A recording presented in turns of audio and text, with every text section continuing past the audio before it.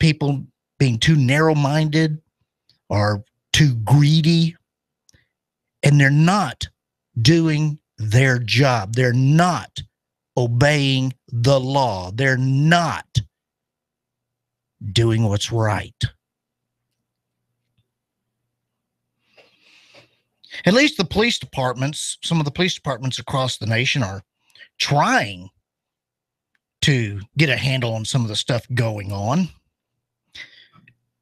Our own Chief Fletcher, as well as the police chiefs out of Nashville and Memphis, are among 130 top law enforcement officials from across the nation that are meeting in Chicago to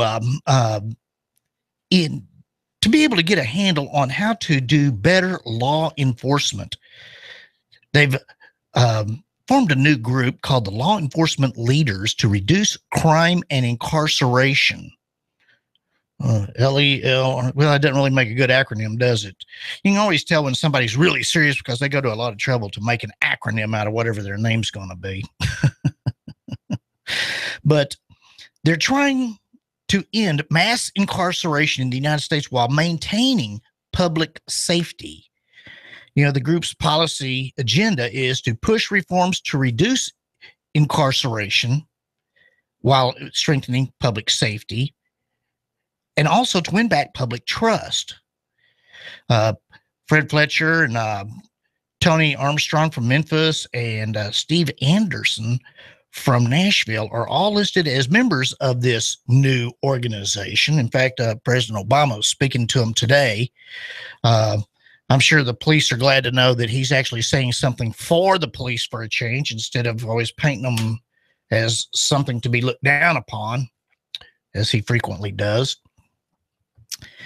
Well, the group's formation and goals come at a time when Tennessee officials are considering longer prison stays for more serious offenders and for people convicted multiple times for things like domestic violence, drug trafficking, and home burglaries.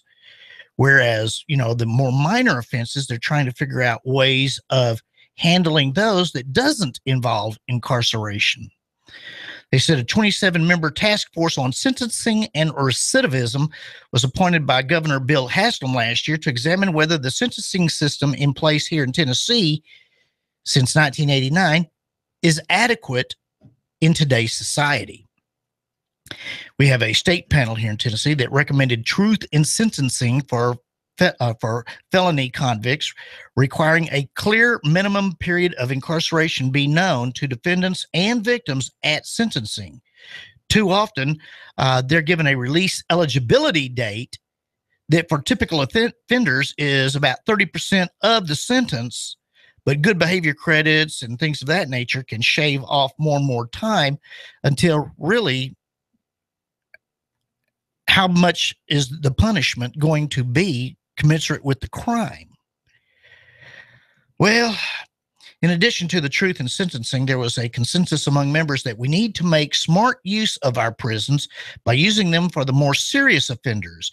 We need to be smart in coming up with effective alternatives for the less serious offenders, and we really need to do a better job in reducing the number of repeat offenders. The group realized we can't just continue to lock up as many people as we're doing and basically throwing away the key and eating up as many tax dollars as we have. Good crime control policy does not involve arresting and imprisoning large masses of people. It involves arresting and imprisoning the right people. Arresting and imprisoning low-level offenders prevents us from focusing resources on violent crimes. So, you know, and for the most part, I do agree with that.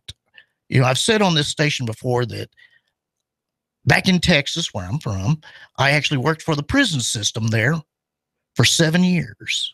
I was a carpenter foreman, but my crew was inmates at several different state prisons in Texas. And that is one thing that I saw at the time, and this was back in the 80s and early 90s.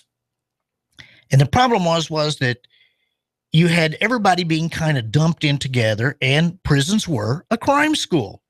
You know, people would go in for small crimes, and they would come out having been taught how to do bigger crimes. Of course, one of the big things that they learned was that your chances of getting caught on any one particular crime are actually fairly low. It's only when you keep doing the crimes over and over that you end up getting caught. The police only have to catch you once. You have to get away every single time when you're a criminal. Well, I do agree that we need to have better training for prison officials and for police officers. We need better schooling for inmates so that when they go in, they're able to actually learn something while they're there that can help them when they get out.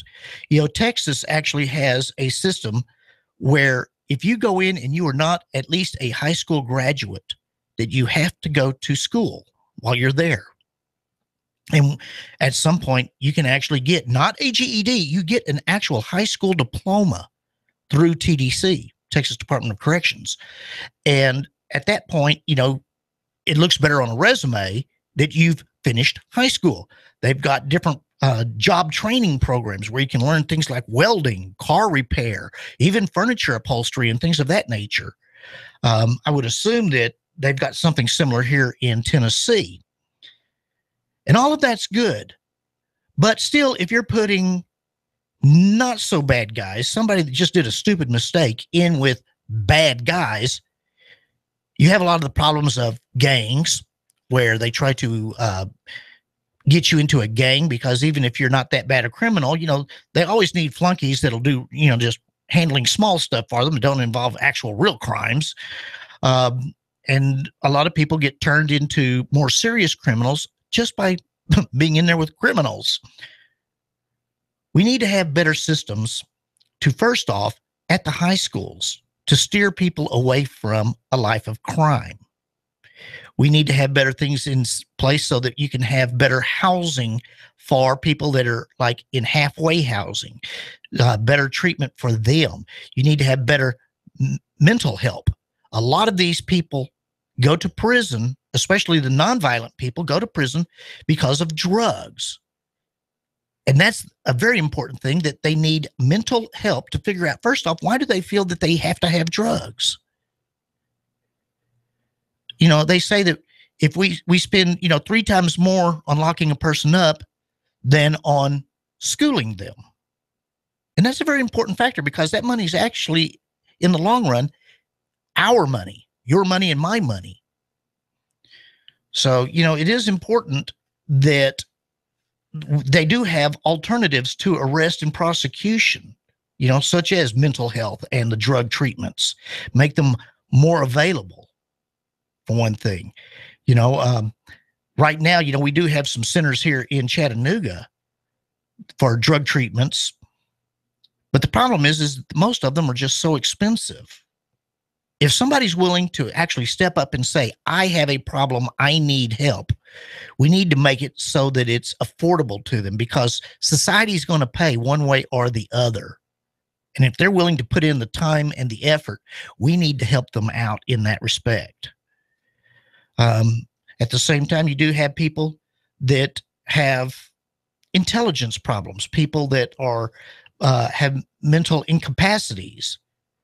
We need to have ways of taking care of them. Some people commit crimes, they don't even really realize they are crimes.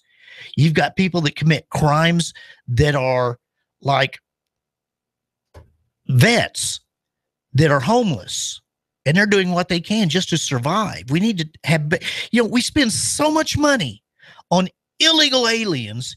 If we spent 1/10 of the money we spend on illegal aliens on our own veterans, that would have a profound impact, not only on their lives, but on our criminal crime records.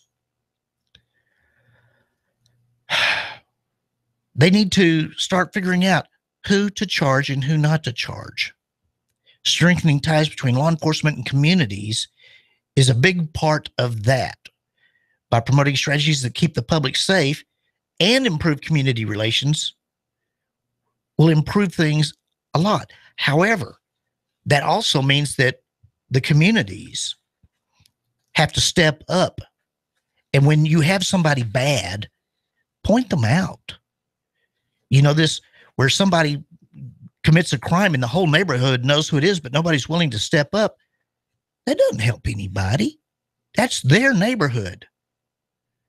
Of course, one of the problems is that a lot of the police officers, not all, but a lot of police officers shouldn't necessarily be police officers. You know, they had a study out of Michigan State University that proposed an eye-opening correlation between college-educated police officers and their actions as police officers. The study suggests that college-educated police experience higher rates of job dissatisfaction. Well, that police officers with college degrees are more likely to have adverse views of their supervisors and don't necessarily favor community policing. But there's another facet to that that's kind of interesting, is that college-educated officers are less likely to use force on citizens. They did this study by following over 2,000 officers in 7 different metropolitan police departments.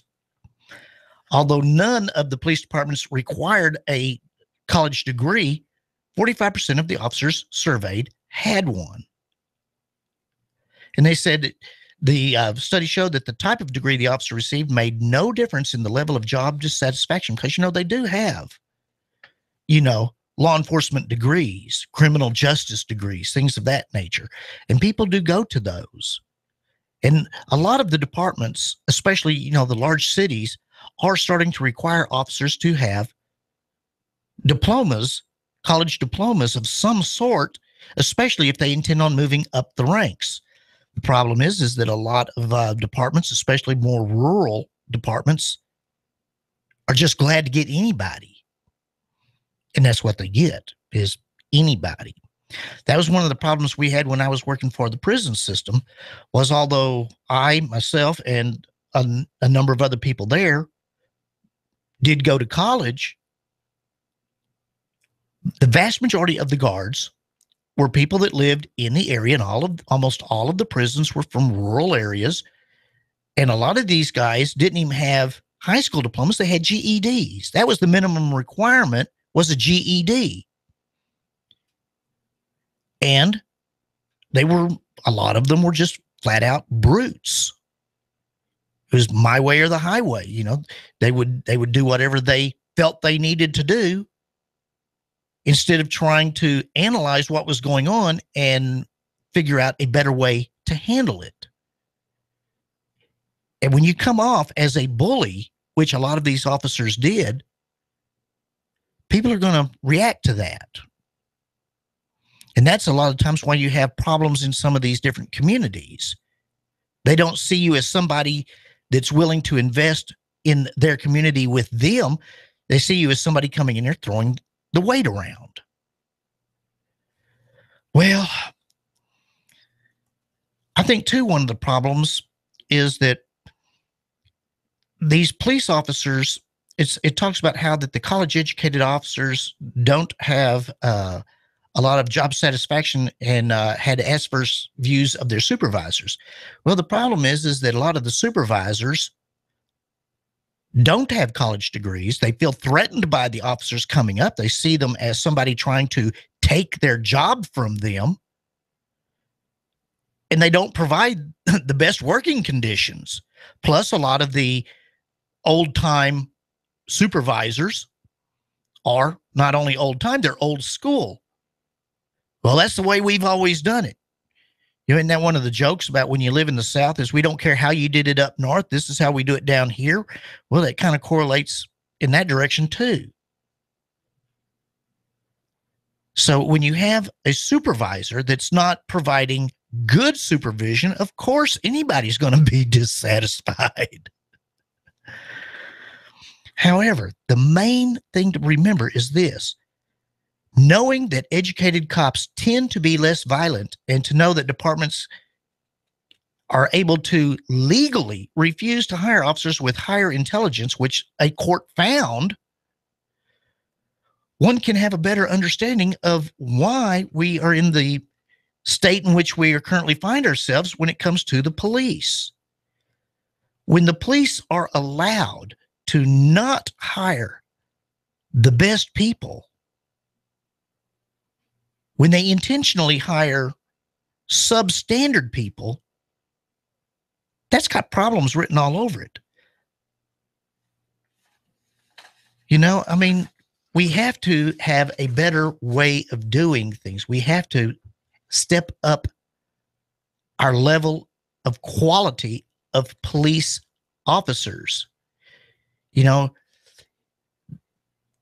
the number one thing that we need is we need police officers that actually know the law. And that's going to require training. I mean, all sorts of jobs require on-the-job training as you continue to be employed. You know, my wife's a nurse. She has to have a certain number of credits every year to be able to keep her nursing license.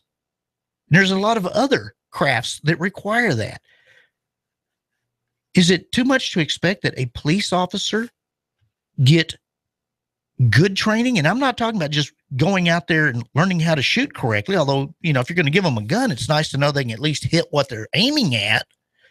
But they need things like learning psychology, learning to be able to tell when somebody is mentally ill or maybe even physically ill. How many times have you heard about somebody that was having a diabetic episode and the police thought they were drunk?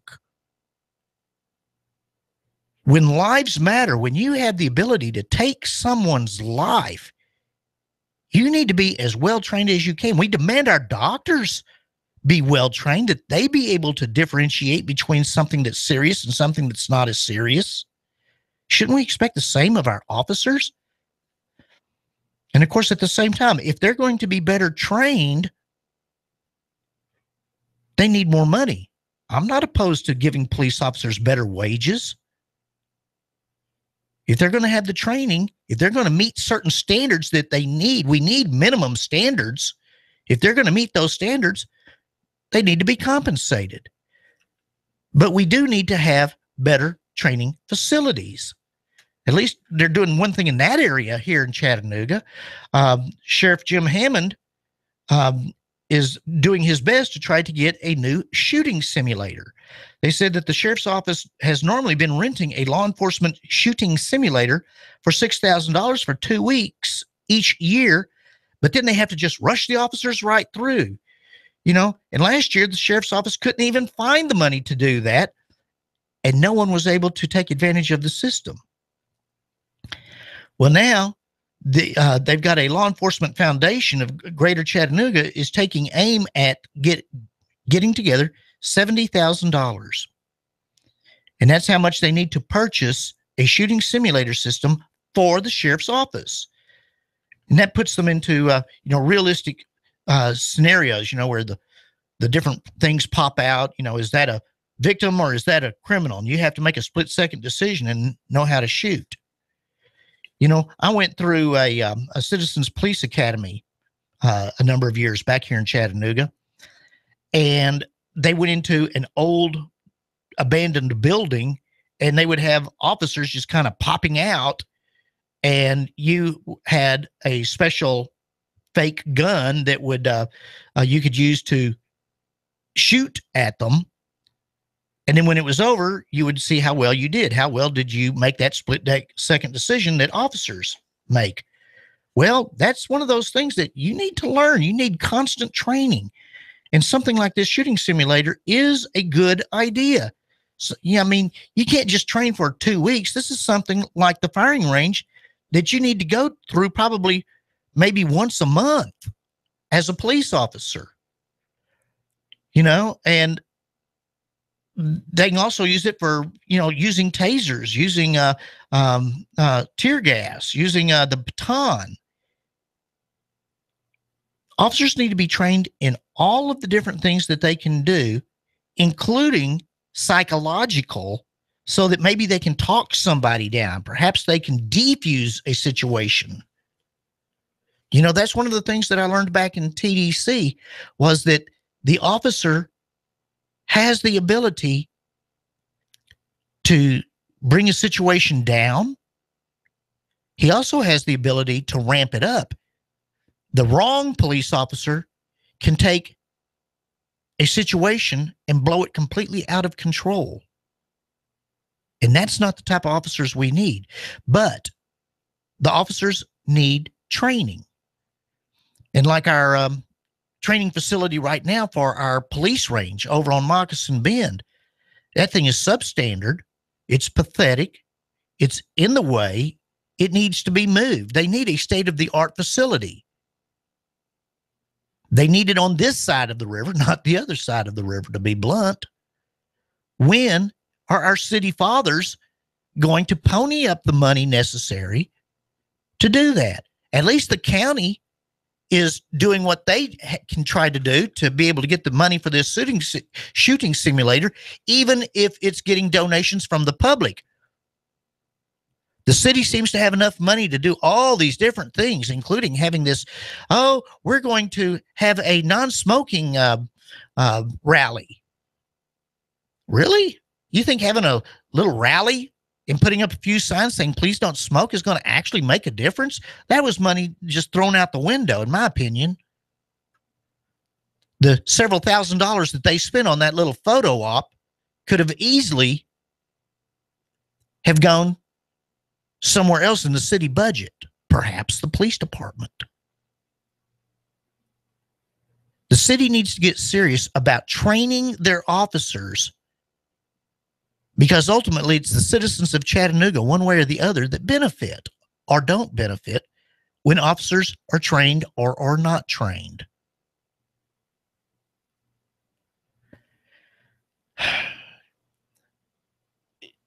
It's really a critical situation. We see that, a lot of people are saying that there's a war on police. Well, statistics show that there's not a war on police per se, but police officers right now are not enjoying the best reputation. And it's only because of a few bad apples. It's not all of them, but they all need better training and better benefits. If we're going to entrust our lives to them, let's at least make them earn the money. We'll be back with more Cowboy Up with Tex in just a few minutes.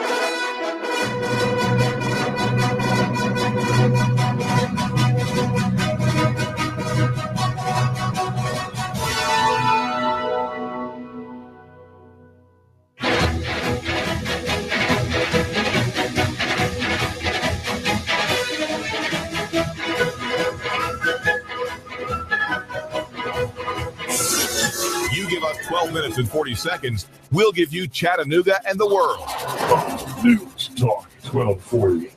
Expect lots of clouds and mountain fog through the nighttime, as well as some lingering showers. Temperatures actually rising a few degrees overnight. Tomorrow, a few morning showers will pass through. Drier late, milder highs of around 70 with more sunshine and pleasant weather returning on Thursday. Check out Staples. Staples has more for less on everything your business needs to make more happen every day, plus free shipping and up to 5% back when you sign up for Staples Rewards. That's Staples. Make more happen. And I'm WDEF News 12 Chief Meteorologist Patrick Orr. On AM 1240, Hot News Talk Radio. Hi, I'm Rebecca Costa, host of the Costa Report, every Sunday at 9 a.m. This week, we take a step back from politics, business, and global events to speak with well-being expert Deepak Chopra.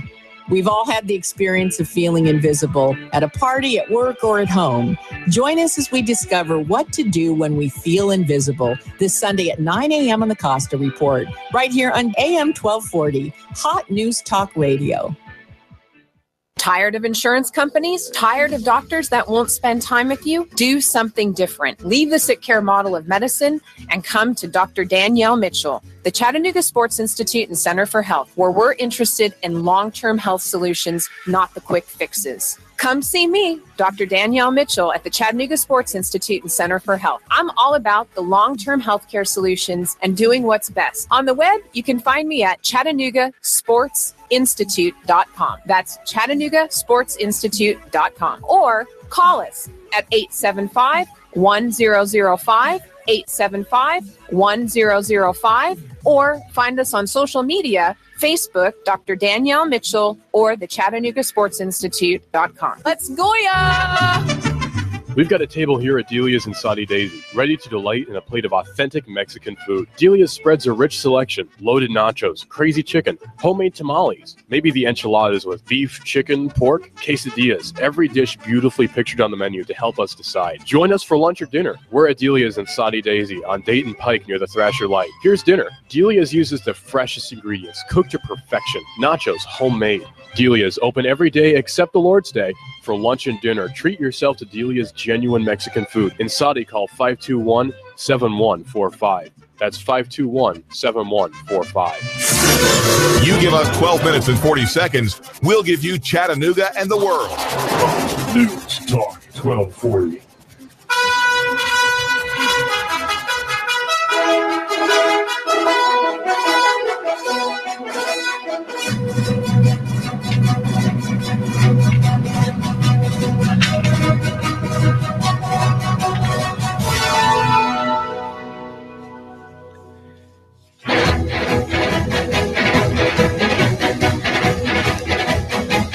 News Talk Radio is back right here on AM 1240.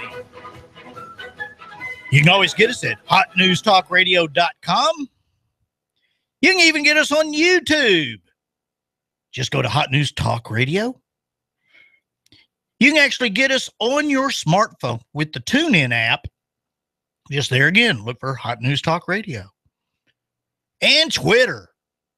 You can get our Twitter updates all day long, 7 days a week. At, you guessed it, Hot News Talk Radio. And if you want to be a part of the show, you can actually call 800-8949. We always love taking people calling in. If you agree, disagree, want to change the subject, just give us a call. Well, let's see what we've got going on here. Well, of course, we've got government-owned electric utilities like Chattanooga's EPB are failing with their offerings of lightning-fast broadband service to customers, according to a Tennessee cable industry lobbyist. Yeah, investor-owned companies like Comcast and AT&T, who fear competition in the rural market, are battling renewed efforts by municipality-owned utilities to expand their broadband internet offerings and other telecommunications services outside their service areas. Well, of course, Harold DePriest, the head of EPB, announced last week that Chattanooga, which had first won international recognition as the country's first gig city for having 1 gigabyte broadband service, announced that EPB will now be offering 10 gigabyte service, again being a national leader. This is where it kind of gets interesting to me. He said, last year we made $130 million from communications. Communications paid the electric system $30 million, which means they had $100 million left over. He said EPB gave Chattanooga and Hamilton County governments a combined $20 million, of which $8 million went for in lieu of tax payments. Okay, so you had $100 million left over. Now you're down to $80 million. DePriest said, we're making plenty of money. Well, $80 million? Yeah, that sounds like plenty of money to me. I wouldn't mind having a chunk of that. Yeah. Now, on the good side, Chattanooga's 1 gig broadband is 40 times faster than the Federal Communications Commission's proposed new 25 megabit standard for what constitutes broadband. In fact, the 10 gig service is nearly 250 times this fast and exceeds speeds being offered by both Comcast and Google. And so part of the thing of it is EPB is wanting to expand their services into other municipalities. Well, AT&T, Comcast, and other investor-owned companies argue that it's all unfair because this leaves private enterprise competing with government. They also question whether most families need the fastest internet service. Well, one of the things that I kind of think about that is this. The government is there to do things that private enterprise cannot. We do have private enterprise here in town that is able to do everything EPB does.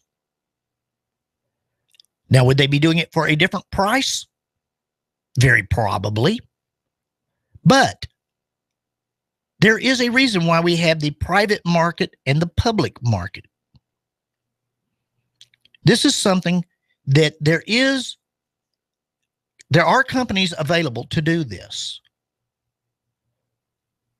And anytime the city, state, or government in general gets involved with something, that automatically gives an insider's edge to those entities.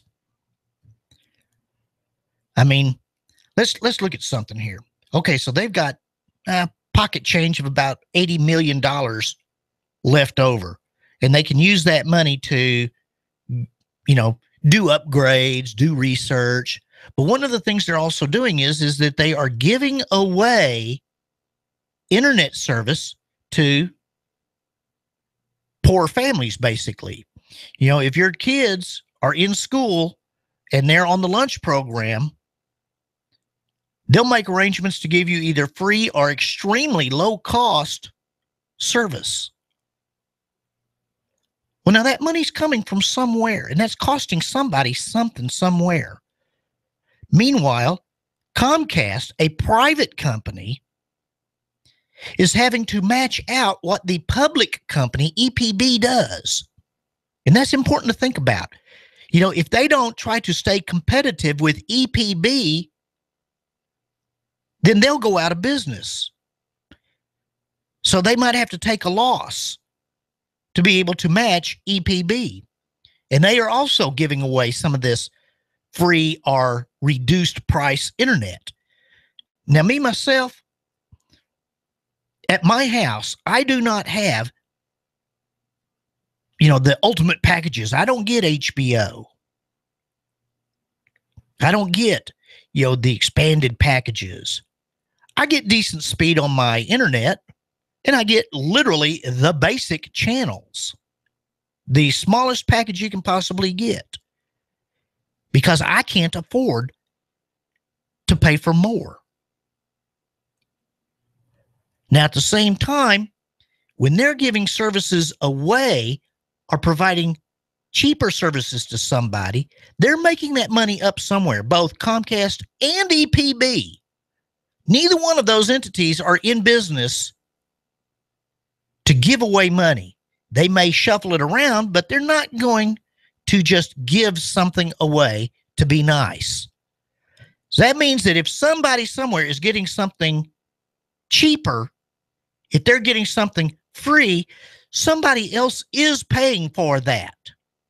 That's very blunt economics. That's just the way it is.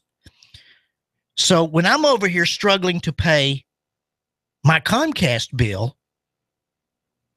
part of the reason why I'm not getting more channels is because somebody somewhere is getting those channels cheaper than I am. And to be blunt, that's not fair to me. It's not fair to people in my position. And they say, well, we need to teach the kids to be able to learn how to use the internet and whatnot. Well, I got a feeling that if that was true, if all they were interested in was that, then why aren't they giving them just internet? But they get cable services as well. And that's not something that just the kids are using. That's something the entire family is using. Meanwhile, the kids are able to get internet at school. They are able to get internet at the city recreation centers around town. They are able to get it at the public libraries around town. Man, I was over at the Southside Library the other day. They've got nice, big Apple computers over there. I mean, we're talking huge screens that the general public can use. It's not that the kids don't have access to them. They're just trying to make it more convenient to them. But meanwhile, they're getting free stuff that people like me are having to pay for. And that's not fair. Like I said, Harold Dupree says, that's exactly what he said. We're making plenty of money. Well, if they're making plenty of money, this is a city business. They're not supposed to be making a profit. If EPB is making a profit, that means that this government entity is overcharging me. Maybe instead of making plenty of money, maybe Harold the Priest ought to be making just enough money.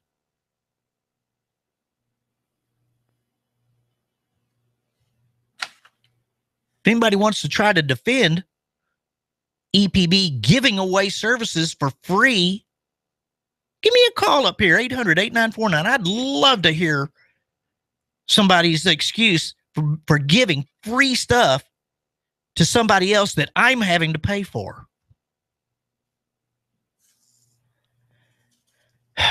Meanwhile, of course, I live down in St. Elmo. And St. Elmo is an interesting community. I have lived there now going on 20 years. St. Elmo is one of Chattanooga's success stories. You know, the neighborhood was not in real great shape when I moved there. It was run down, had overgrown lots here and there. They'd found a dead prostitute at one of the parks down there a year before I moved in. Everybody was always, oh, yeah, that's the park where the dead prostitute was found. Yeah, 40 years ago, St. Elmo was in near collapse after having at one point been the prime upscale neighborhood for this whole area. I mean, you look at some of the houses down there in St. Elmo, they were beautiful houses back in their day.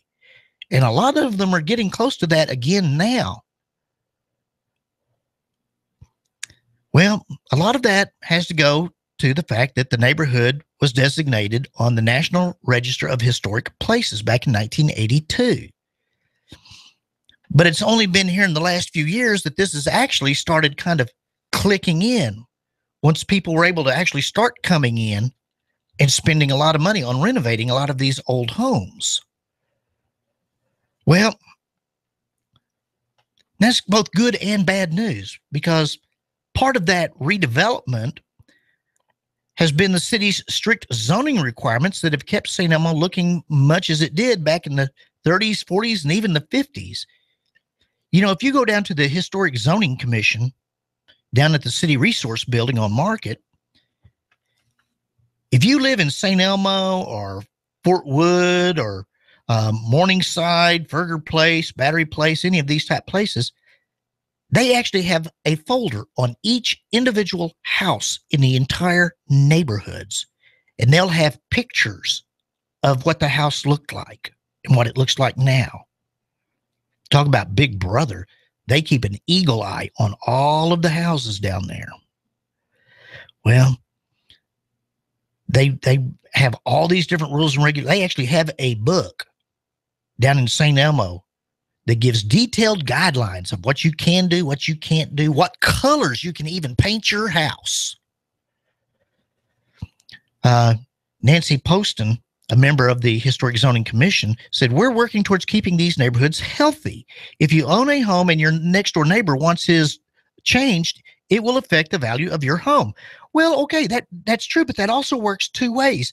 If you have such onerous regulations that people can't fix up their house, if they can't renovate the house because it's too expensive to meet your guidelines, then you have a piece of junk house sitting next to yours, and that does affect your real estate price. And that's part of the problem, you know, because some local residents and developers are questioning whether the process has become too strict, freezing the neighborhoods as they were 40 years ago, if not longer ago, instead of letting them grow but keep their current character. Every neighborhood is a living, breathing area. It's not static. It's not a museum. They're protecting stuff that should have never been protected, said Keith Riley. He said, the commission has published detailed guidelines as to what is required, allowed, or preferred when homeowners make renovations. The rules primarily focus on a home's exterior, and in particular, the part of the house facing the street. You can do a lot of things to your backyard or to your side yards, especially behind a fence, that you cannot do in your front yard. It's kind of like you can do whatever you want to the cake under the icing, but the icing has to be perfect. And they say that new additions to the house on the front must match the house's historical design, which is kind of an important thing, because the thing you have to remember about some of these areas like St. Elmo is that back in the day, even back into the 1880s, the 1900s, even the 1910s, you had the huge, big 2 and 3 stories mansions that they have down there, beautiful old houses.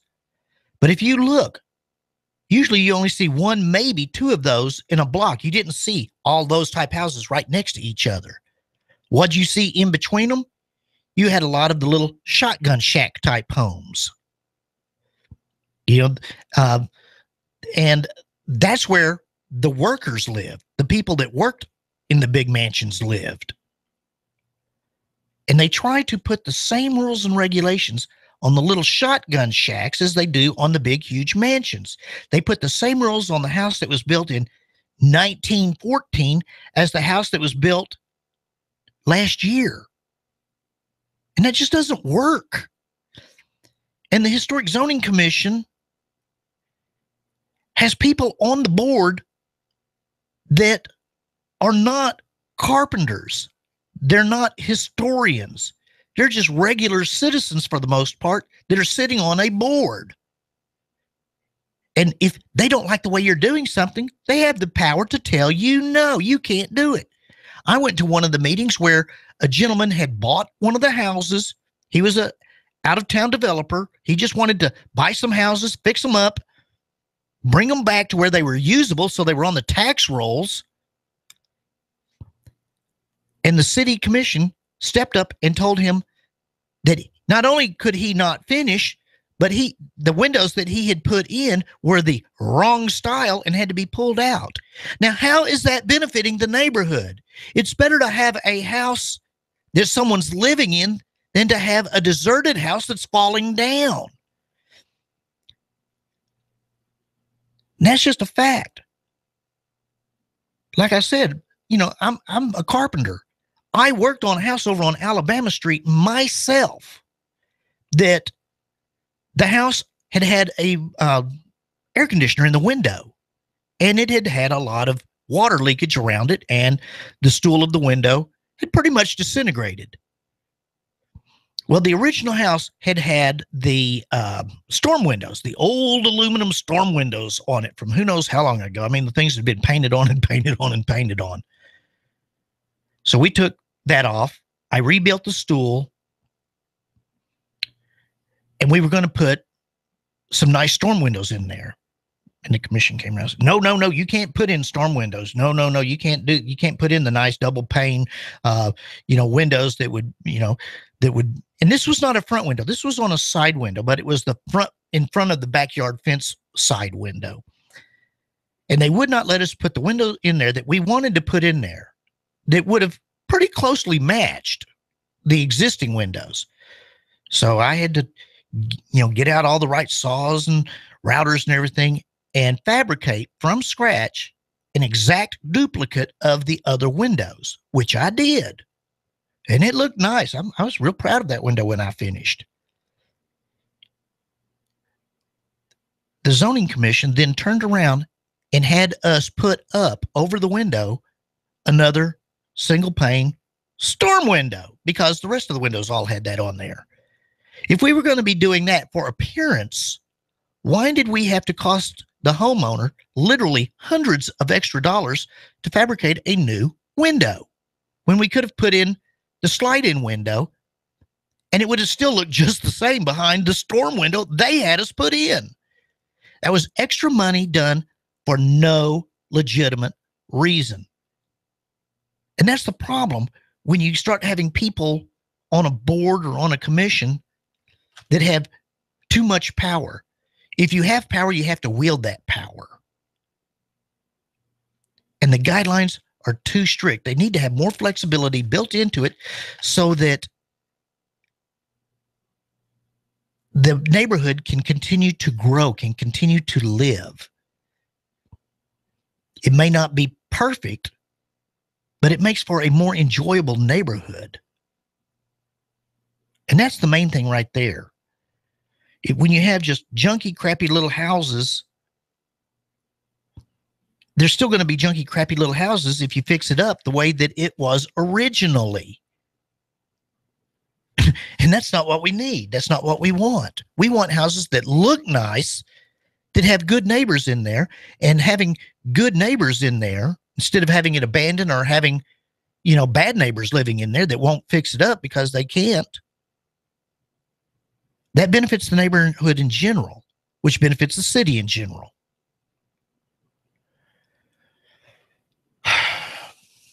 Sometimes it seems like a lot of these inspectors